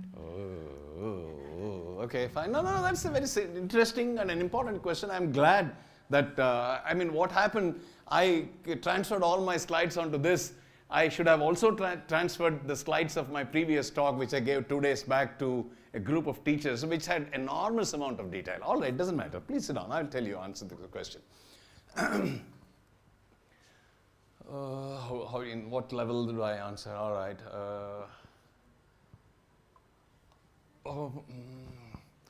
Resolution. Okay. No, let me not go into that. Okay. So have you looked at the antennas that you had when you had your television stations coming from there? Do you know what they look like? What do they look like? Oh, no, what is the dish today? Very early days. You had them dipoles, right? They were all half-wave dipoles. If you wanted to look at it, every charged particle emits radiation, every accelerated charged particle emits radiation, and that radiation is a dipolar radiation. So a dipole, which is nothing but two, I don't have a board, doesn't matter, two wires which are spread out like this and fed by a signal, emits radiation into the sky. But it is somewhat more famous as a half wavelength dipole. A half wavelength dipole has a beam width which is approximately 1 radian. Whereas if you keep on reducing the length of the dipole to be much shorter than the wavelength, what we call as a Hertzian dipole, it becomes a point source, and a Hertzian dipole is a distribution of current which is a delta function, and in that extreme limit it becomes a completely isotropic antenna, which is the same beam width at all frequencies. But you can't build a point dipole, therefore we build spherical dipoles or conical dipoles, which are very small compared to the wavelength. I don't know whether I had the dimension shown here. I will just try if I can. I don't think I showed it anywhere in this talk. I'll just see if by chance it's there. It's here, it's here. It's not mentioned there, doesn't matter. The antenna height here, that's only about 30 centimeters or so, which is the wavelength of 100 meters. What's the wavelength of 100 megahertz? Wavelength of light? Wavelength of light? 0.5 microns. You are showing 3. Yeah. So you see, you all hear FM radio. You must always be. The other advice to the student is, I just said the same thing yesterday in the talk. You see, when you hear 100 megahertz every day, who listens to FM in the morning? Everyone. Raise your hands. Come on, you don't have energy to raise. Only 2 of you. No one else likes entertainment. That's why you are not good students. Because, you must enjoy your life. Physics is a celebration, right? I mean, I was showing to, I'm sorry to say that, I went to Argentina in the recent past, and then she asked me, what were you doing in kinds of thing. Then I said, I went to a falls. You said, a falls? Because, Jog is there, and you must have seen Niagara. You went to, yes, I went to a falls in Argentina, which has a 460 cascades. And it runs to a few kilometers. I said, good enough, 3 days I attended, so please see Bangalore and go from Jaipur, So don't go away without seeing Bangalore. I don't know how Nagaraj is going to arrange it. Ask him. Enjoy life. Enjoy physics. If you don't do both of them parallelly, it will become a boring life. I have been taught by my teachers, I was telling her, to enjoy life as much as enjoying physics. All right, fine. So therefore, this is 3 meters. You must look at things that are happening around you. The wavelength of light is 0.5 microns. That is the visible light with which Galileo discovered so many things. But now today we are talking about radio whose wavelength is 3 meters. Micron to meter is 1,000,000 times larger, 10 to the power of 6 times larger. And whereas this one is only 30 centimeters. So very small compared to the wavelength. And that's how we made it achromatic. Yes. Yes, and then we can close. So is the 21 cm line the only probe for cosmic dawn or epoch of reionization? Are there other probes as well? You asked me a much more difficult question. Because 21 centimeter cosmology is known to be the most... Please sit down, please sit down.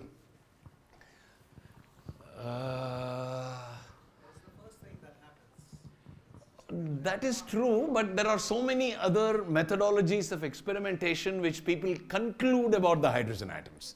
So that's what I'm trying to dig into. And also there is not necessarily only 21 centimeter. There could be Lyman alpha which is redshifted. But still no telescope has reached the kind of sensitivity you can look. JWST, for example, you must have all, IAPT particularly keeps throwing wonderful images of the JWST, James Webb Clark telescope, which is working in infrared. So we have been able to detect, sorry, see this is why I preferred my slides, I can go tongue into them.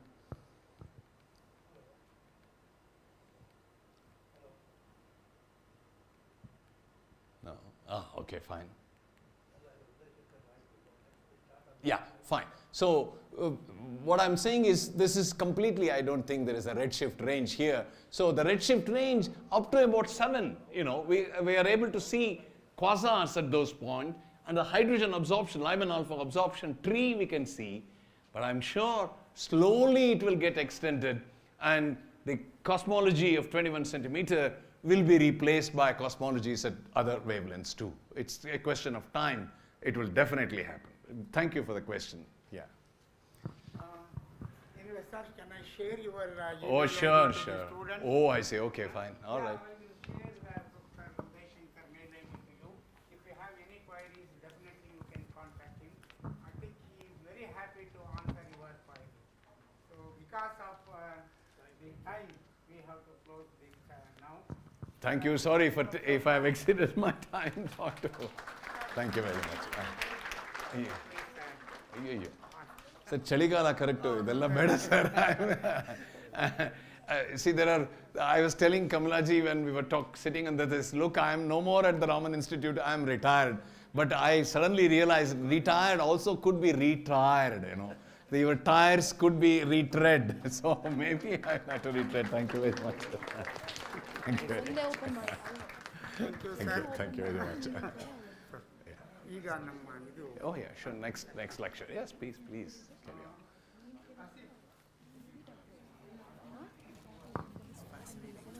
Thank you. Amazing.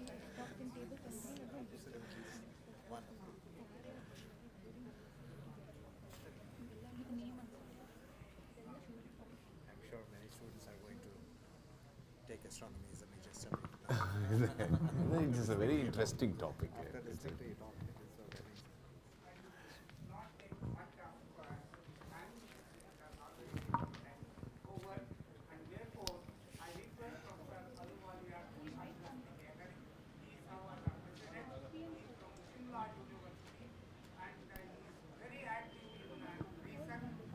Physics education research. I request him to present his talk to the students. Sir, Professor Aluwalia. Very much. Am I audible? Am I audible? Please tell me, am I audible? Yes, sir.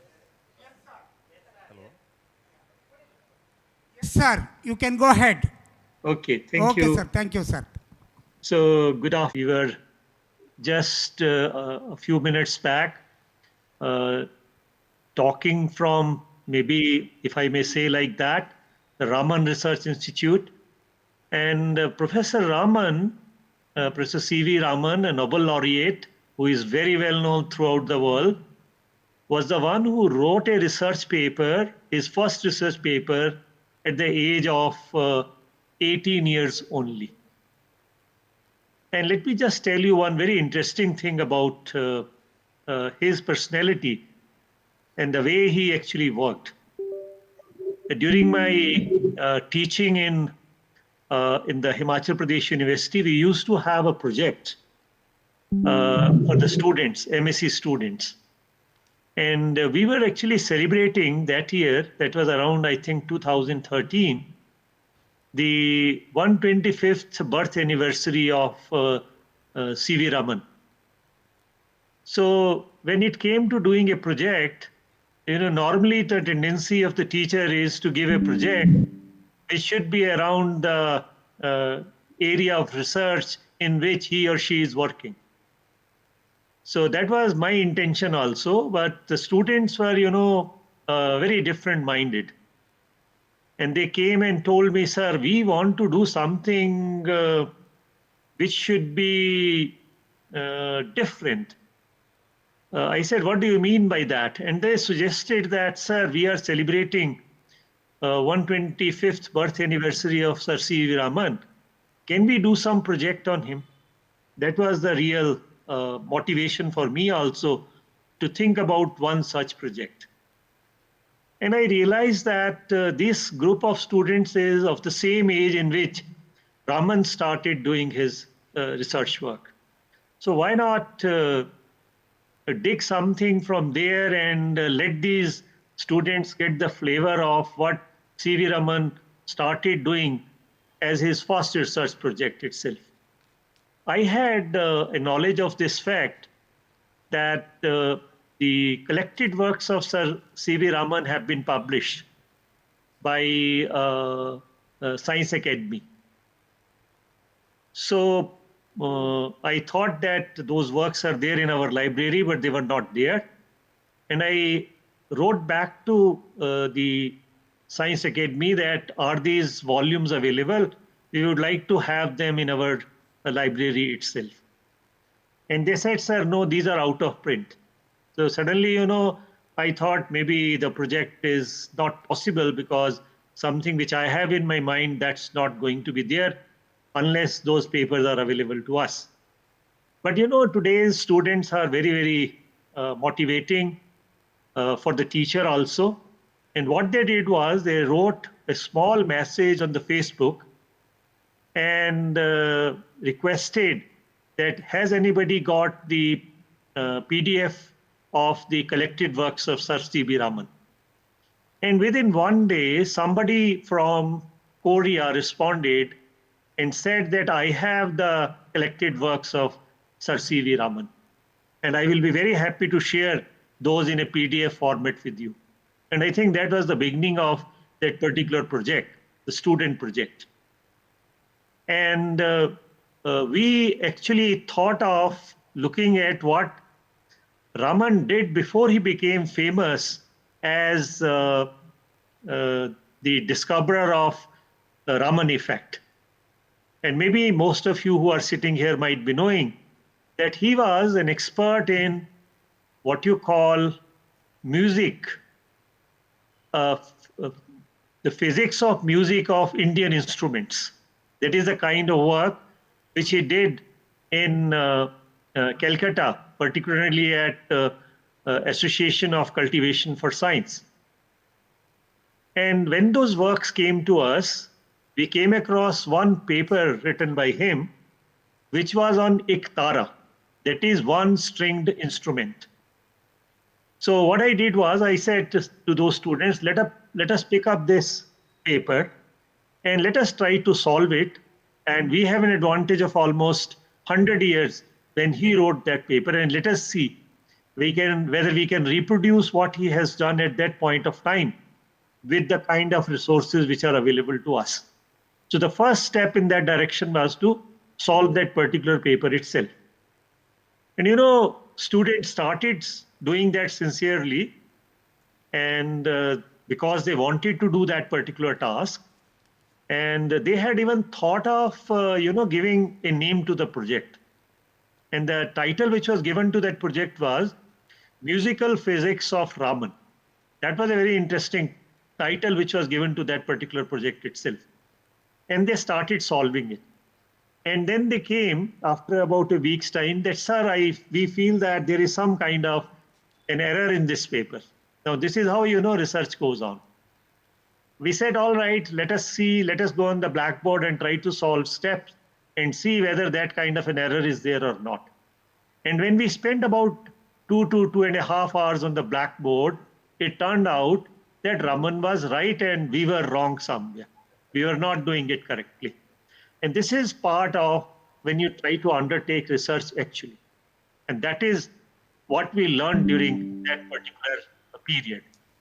And then we also saw that Raman had devised an apparatus, an experiment to study the harmonics of Iktara using a very typical setup in which Lysage's figures were drawn not on an oscilloscope, but with the help of, orb through which the sand was falling. Try to see how he was uh, coming with those kinds of ideas to visualize what was the physics happening. So we said, students, you have an advantage. You have all the formulae. Let us go on the spreadsheets, Excel or on any open spreadsheet and see whether we can reproduce those Lysage's figures or not. And they were able to do that also. Another aspect of that experiment which we added to it was, let us try to do these experiments now and try to do it with the help of an oscilloscope and see whether the Lysage's figures can be drawn on that. And I think it was a wonderful journey of discovering Raman through that particular project.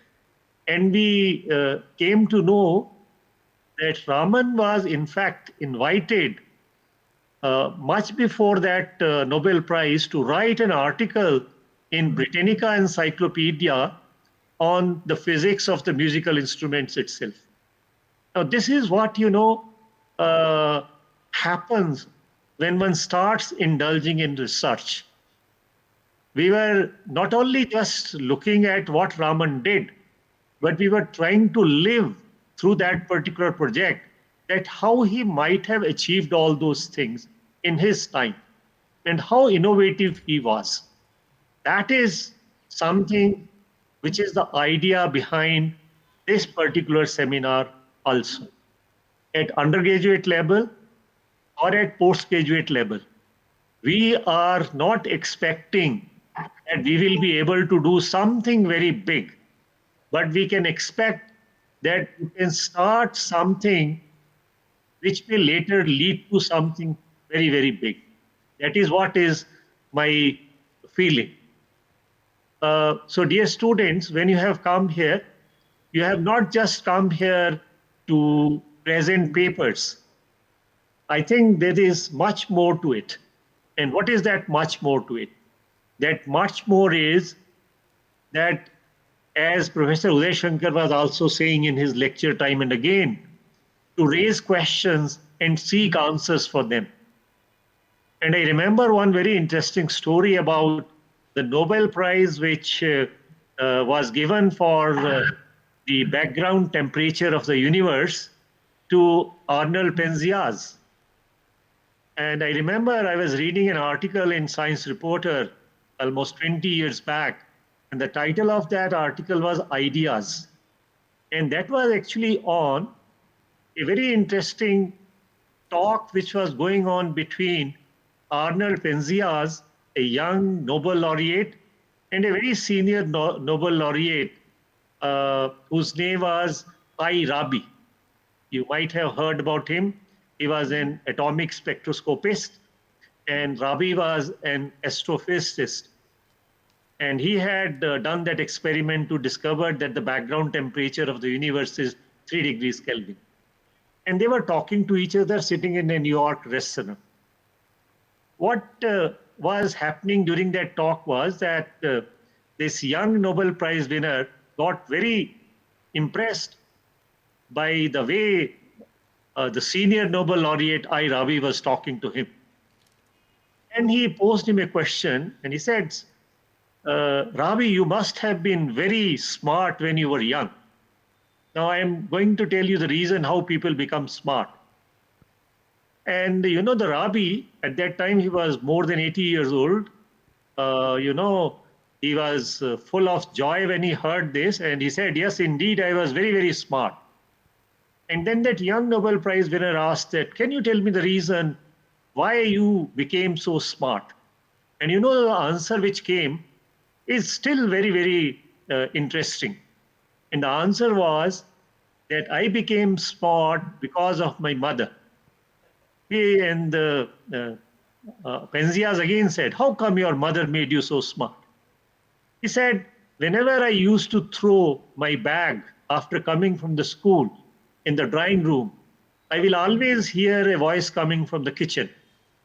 And that voice will ask me, Rabi, did you ask a good question today? And that's a very interesting part of the whole story. So this young Nobel Prize winner also got, more anxious and asked him, Rabi, can you tell me what is the meaning of this good question? And at that point of time, I think the discussion went very serious. I said, yes, I know what is the meaning of a good question. I'll tell you an answer for that. He said, a good question is one which lets you know what you do not know. Very simple answer. But after that, he adds another thing to it. He says, most of the times, we do not know what we do not know. And when somebody asks a question, we realize what's the meaning of that. Okay, so this is what we have to really keep in mind when we are attending such seminars and conferences. Don't hesitate from asking questions. Here you have come to impress, come to inquire, and come to inspire others also. Please don't forget these 3 I's when you are here in this particular seminar. I know that the time is running short, but with this small talk with you, a kind of a non-structured presentation, I think I am trying to underline the importance, inspire this National Student Symposium. Please enjoy. I'm very much in agreement with Professor Uday Shankar that if you have come to Bangalore, this is a mecca of Indian science. And you should not miss this opportunity to visit the, what you call, temples of science learning. IISc is there, RRI is there. There are very good museums around. There are botanical gardens around. I think you should visit RRI to see that collection of the gems which actually Raman had collected, and he used to share those with his students. I think this is part of this particular program which you should not miss at all. So I wish each one of you a grand, learning experience here. And please do remember that India needs people in basic sciences. And that is desirable that more and more people come to sciences. And I was very happy to hear in the inaugural session itself that the college where you are sitting, this is an autonomous college, has a tradition of teaching science. They have been doing it for more than 75 years. And I want to congratulate them that they have such a passion for it. Once again, I thank all the student participants who have come from all the parts of the country. I thank the senior scientists who are present in this particular program, in this particular symposium. And I also thank the organizers who have taken such a trouble. I wish if I could have come to Bangalore personally, but I think it is as good as coming to Bangalore because I have not even missed a minute out of this particular program till now. I wish you all the best. Thank you very much. Thank you, sir. Thank you very much. Anyway, tomorrow you have your lecture session. During that time, you can interact with your students also. And now we have Professor P.C. Deshmukh talk. I request Dr. Abhiram to take this mic.